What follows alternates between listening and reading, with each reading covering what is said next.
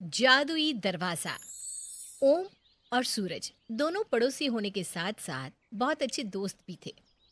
ओम जहाँ मेहनत करके काम किया करता, तो वहीं सूरज बिना मेहनत किए ज्यादा पैसा कमाने के लिए दिमाग लगाया करता। ऐसे ही एक दिन सूरज घर पर आराम से बैठा होता है। सूरज को घर पर देखकर उसकी बीवी चुन्नी को गुस्सा आता है। सूरज जी, अब आज भी घर में बैठे हुए हैं। ओम भाई साहब को देखो, सुबह होते ही अपने काम पर निकल जाते हैं। उनसे थोड़ी मेहनत करनी सीख लो। मेहनत करोगे तो आगे तक जाओगे। चुन्नी, सीखना मुझे ओम से नहीं, ओम को मुझसे चाहिए। वो मेरा पड़ोसी होने के साथ साथ बहुत अच्छा दोस्त भी है। पर उसे देख लो, हमेशा गधा मजदूरी करता है।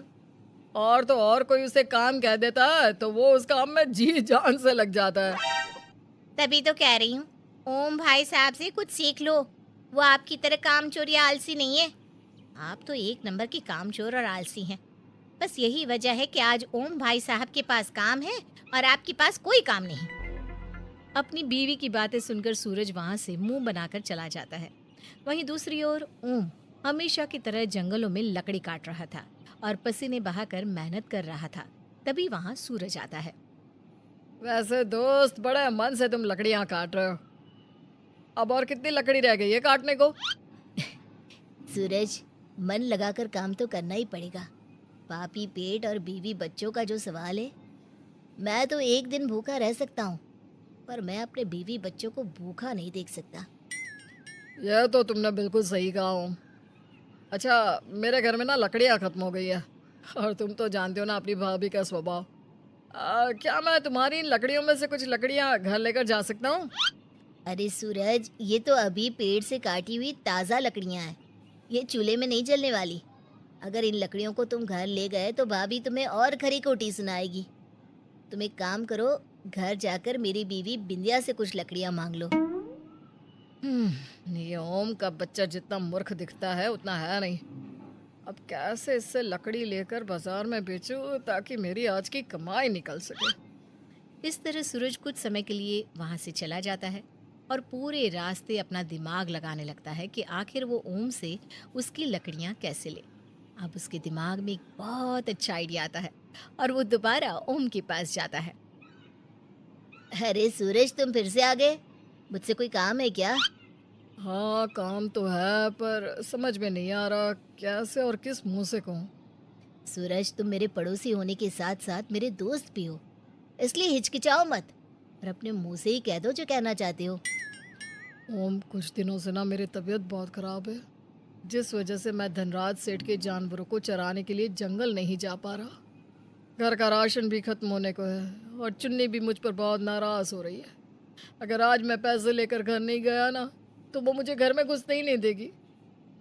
क्या आज तुम मेरे लिए भी थोड़ी सी लकड़ियाँ काट दोगे ताकि मैं भी उन लकड़ियों को बाजार में जाकर बेच सकूं?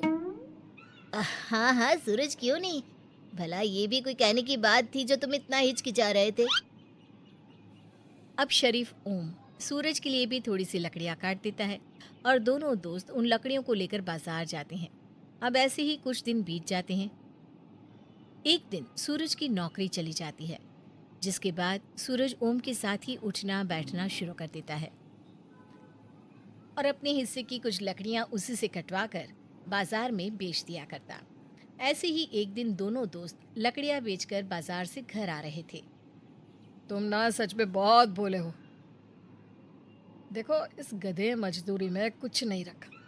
अगर तुम ऐसे ही भोले रहे ना, तो एक दिन लोग तुम्हारे भोलेपन का फायदा उठा लेंगे, जिस तरह से मैं उठा रहा हूँ।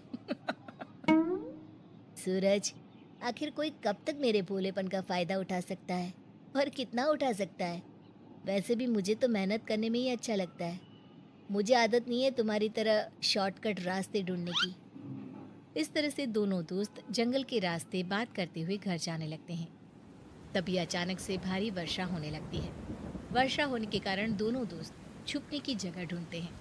तभी उन्हें एक जगह से तेज पीली रोशनी नजर आती है। सूरज, वो देखो, वहाँ से लाइट जलने की रोशनी आ रही है। मुझे लगता है इस जंगल में किसी का घर है। चलो हम उनसे थोड़ी सी मदद मांग लेते हैं। क्या पता वो हमें सर छुपाने के लिए अपने घर में थोड़ी सी जगह दे दे। हो सकता है, पर मुझे नहीं लगता कि जंगल में कोई रहता होगा। पर अब तुम इतने दावे के साथ कह रहे हो तो चलते हैं।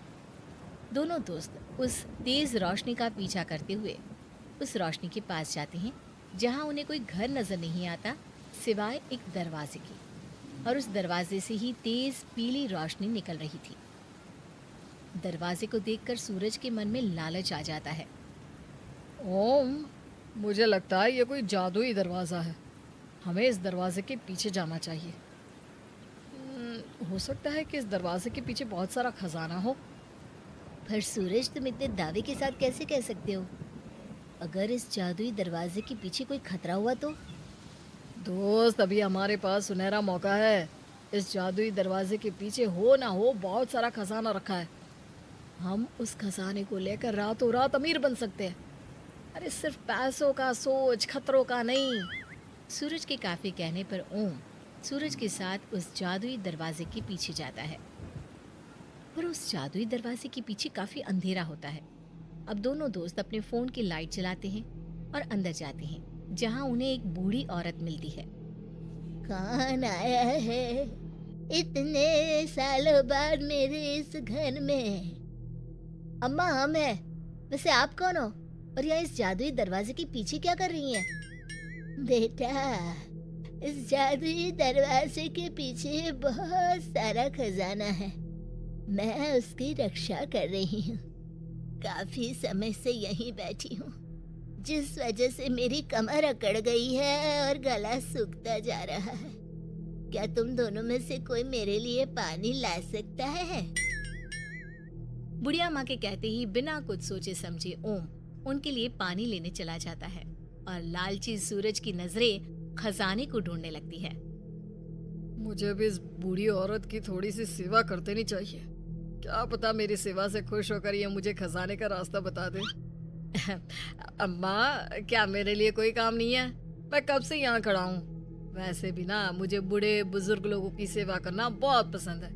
अगर मेरे लायक कोई काम है तो बताइए ना। बेटा, यहाँ बैठे बैठे मेरी कमर अकड़ गई है। तुम मेरी थोड़ी कमर और पैर दबा दो। अब लालच में आकर सूरज उस बूढ़ी औरत की खूब सेवा करता है। कुछ देर बाद ओम पानी लेकर वहां आता है। पानी पीकर वो बूढ़ी औरत माँ लक्ष्मी का रूप लेती है। ओम, मैं तुम्हारी सेवा और ईमानदारी से बहुत खुश हुई हूँ, इसलिए मैं तुम्हें इस जादुई दरवाजे की रखवाली करने का काम देती हूँ। साथ ही अब तुम्हें कभी भी किसी भी चीज की कमी नहीं होगी। ये मेरा आशीर्वाद है। माता लक्ष्मी, आपने अपने दर्शन मुझे देखकर मुझे धन धान्य से भर दिया और इतनी बड़ी जिम्मेदारी आपने मुझे सौंपी है। मैं इस जिम्मेदारी का पालन पूरे दिल से करूंगा। माता लक्ष्मी, मैंने भी तो आपकी सेवा की है। मुझे भी कोई कार्य दीजिए ना। सूरज, तुम एक लालची इंसान हो जिसने लालच में मेरी सेवा की थी, इसलिए मैं तुम्हें कोई कार्य नहीं बल्कि दंड देती हूँ। और तुम्हारी सजा ये है कि अब ये जादुई दरवाज़ा तुम्हारे लिए कभी नहीं खुलेगा। और जब तक तुम मेहनत मजदूरी नहीं करती तब तक तुम 1 रुपया नहीं कमा पाओगी और ना ही अपने बीवी बच्चों का पेट भर पाओगी। इतना बोलकर माता लक्ष्मी वहाँ से चली जाती हैं और उनके जाते ही सूरज भी खुद को अपने घर में पाता है जहाँ उसकी बीवी उससे लड़ रही होती है। अब सूरज को अपनी बीवी की बातें समझ में आ जाती है और उसके अंदर का लालच भी खत्म हो जाता है। जहाँ एक तरफ ओम जादुई दरवाजे का रक्षक बनकर उसकी पहरेदारी कर रहा होता है और एक खुशहाल जीवन जी रहा होता है, तो वहीं दूसरी ओर सूरज ओम की तरह मेहनत मजदूरी करके अपने बीवी बच्चों का पेट भर रहा होता है।